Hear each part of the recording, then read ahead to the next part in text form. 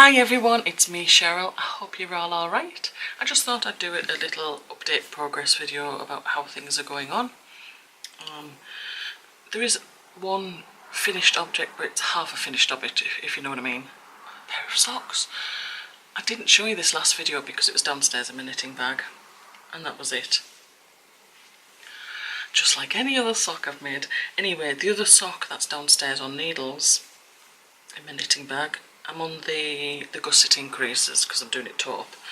So I've got a way to go yet, but I'm only working on that at Knit and Natter. I thought I'd show you the blanket update. And you know, I told you all these squares I did. And I taught last video 18.3, I think. I said completely the wrong number because I totally forgot how many squares I did. Anyway, I've got a photo. Let me pull it up on my phone. And it used to look like that.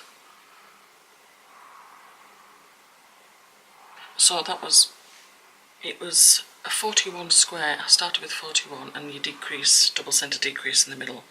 So basically I have 20 stitches along one side and 20 stitches along the other.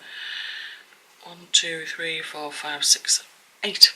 So it was 8 squares high and 1, 2, 3, 4. I was on the 5th column, on the 5th square of the 5th column. And that's why it's folded under, because it's on a circular needle. It's folded over there a bit. So I couldn't straighten it out. So I redid it and I said I doubled the amount of stitches, so I did 81 instead of 41. And I accidentally did 5 squares long, so this is how long it is now. The squares are much bigger. That's the wrong side, this is the right side. So you can see how big the squares are. I'm on the 2nd column now. I'm on the 2nd square of the 2nd column. I should have just done 4 squares, but you know, it doesn't matter. But do you know something? It looks so much better. And I want to tell you something else. What I'll do, I'll put the link for the pattern in the description box. But I've changed something. Okay, the 2nd square, so that's the 1st square. This is the 2nd square, and what you have to do, you have to pick up the stitches along the side here. Can't really see that, but there you go. And then you have to cast on the remaining amount of stitches to total what it said in the pattern, which was a total of 41. Well, in my case it was 81.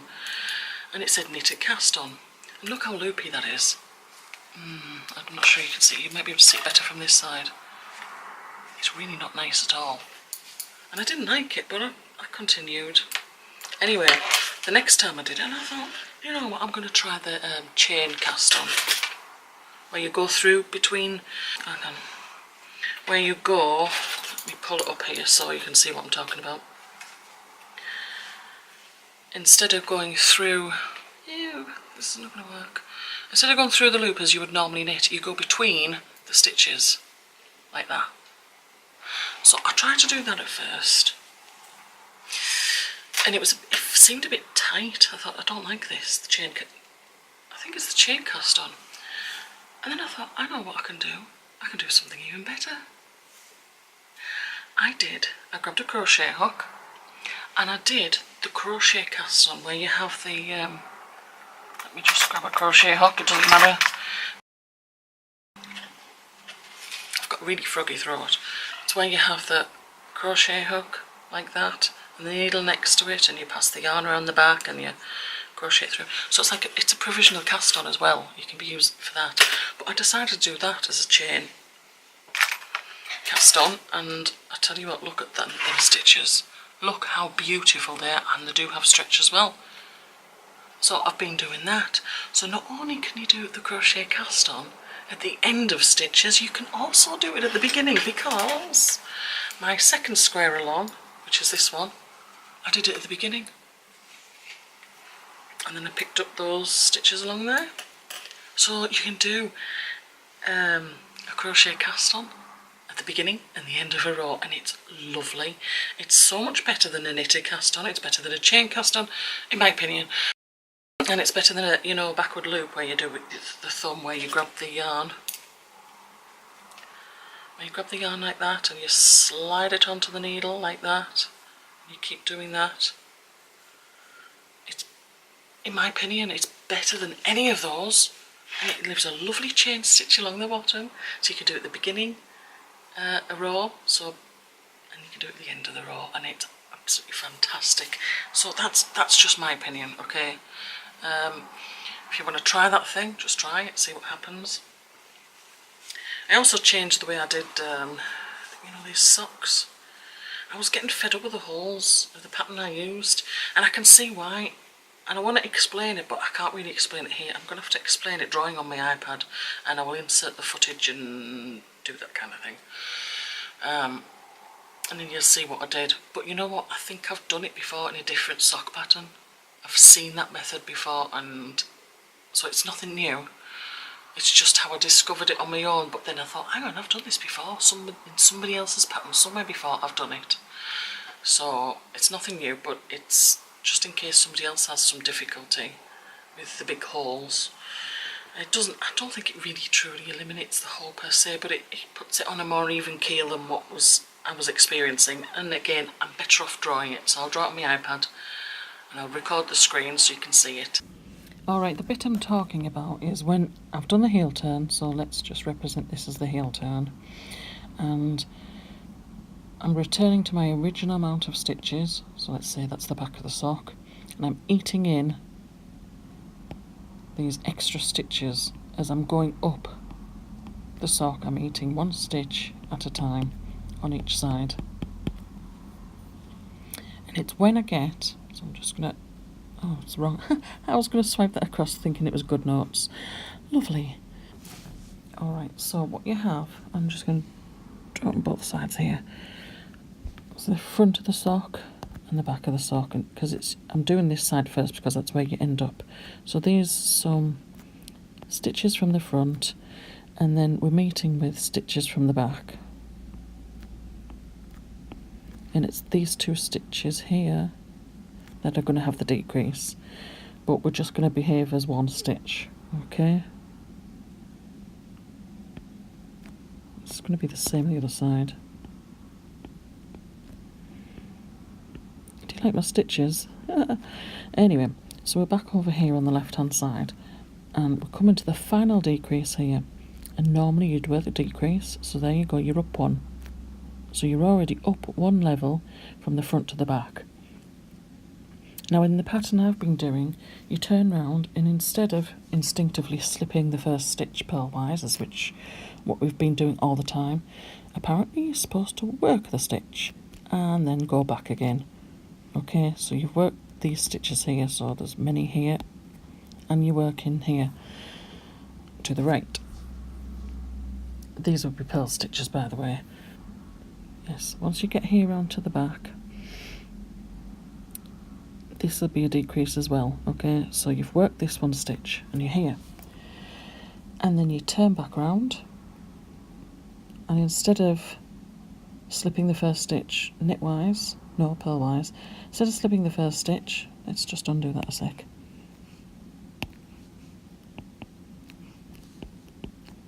You work it again. So by the time you're getting back round here, you're working this stitch again. And then somehow you're going from there to continue all the way around. They look like peas now. And that's a huge gap. So normally what you do, you'd pick up a stitch here.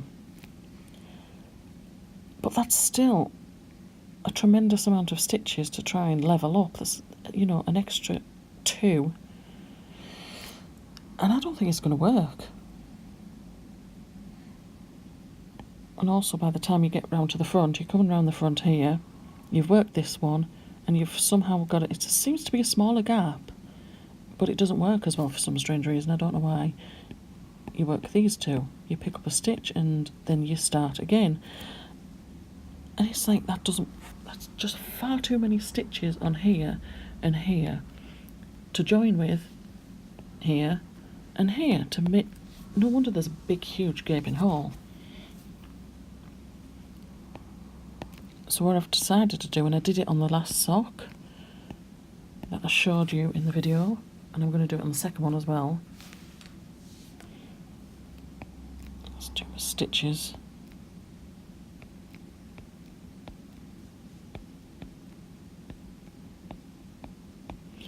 is when I get to this point here. So I'm knitting along. This actually should be a decrease, but let's just pretend otherwise. I've decreased this stitch here. No, I haven't. Yes, I have. And I've just continued. I'm going to go around, keep going around. So I end up coming back over here. Now the decreases here didn't turn round and work, did I? Have to do it here now. But I still need... Yes, that's it. And I think that should work. Whether I need to pick up any stitches here to close a hole, I can't quite remember what I did last time, but if I'm explaining this okay, basically I just continue going round instead of returning, and then I come back round here, so that you don't have the extra up here, you don't have the extra stitches, which I think is just wrong. It doesn't seem to work as well. There's a huge gap. This here, you'll have less a gap. So that's my idea anyway, and I don't know if it's worked. Well, I don't know if it's worked. It worked in that sock, but I can't remember whether I picked up a stitch in between here. But I will know on my second sock. Oh my goodness. I will know on my second sock whether I did or not. So that's it as far as I can remember. But anyway, an update on the construction work. It's been done. We never had to take Christopher around the outside of the house, even though the weather wasn't too bad really. So the guys came on the Monday. I need to get the calendar. When did they finish? So they finished then. Okay, right. Our furniture in those rooms was taken away into storage on the 8th of February, and on the 11th the work started, 2 weeks, and they'd finished on the 22nd. The carpet guy came as they were leaving and he relaid our carpet upstairs. So what happened Monday? I feel like something happened on Monday to do with that work and I can't remember what it was. No, we were doing an interview, that's what it was. So today the decorator came because he's doing the ceiling of Christopher's and just touch-ups here and there, and then he's going to do the whole room of ours because we've never had it done. So he's here for the next 3 days, today, tomorrow and Friday, and on Thursday the carpet cleaners are coming to do both carpets because of the amount of dust. Even though we've vacuumed and dusted, it's best to get in there and get them properly cleaned because they really need it. And that'll be it. The room will have done and we'll get our furniture back on the 4th of March. So that's fantastic. And anyway, so what we did, as soon as the guys had gone, I said, go and have a walk upstairs so I can listen. And we swapped and we did it. So what you can hear upstairs from downstairs, bear in mind there's no furniture, so it's very echoey. We can hear normal noises when somebody's walking upstairs. It's just a normal noise. It's not like a herd of elephants and like the ceiling is going to collapse in. So I'm really happy with that. It'll be better when the furniture's in and it can absorb some of the noise and that, but it's much improved. So we're really happy with that. Oh yeah, that's who's coming around next week. Yeah, they're going to clean the hoist. People are going to come around and clean the hoist. Oh, I burnt myself on the iron. I don't know if you can see. It's very small. I moved it quickly. Anyway. So, that's distracting me. So anyway, I think I'll leave it there. That's all I've got to show you for now. And I'll tune in. I'll catch up with you soon. Okay? Take care everyone. Bye!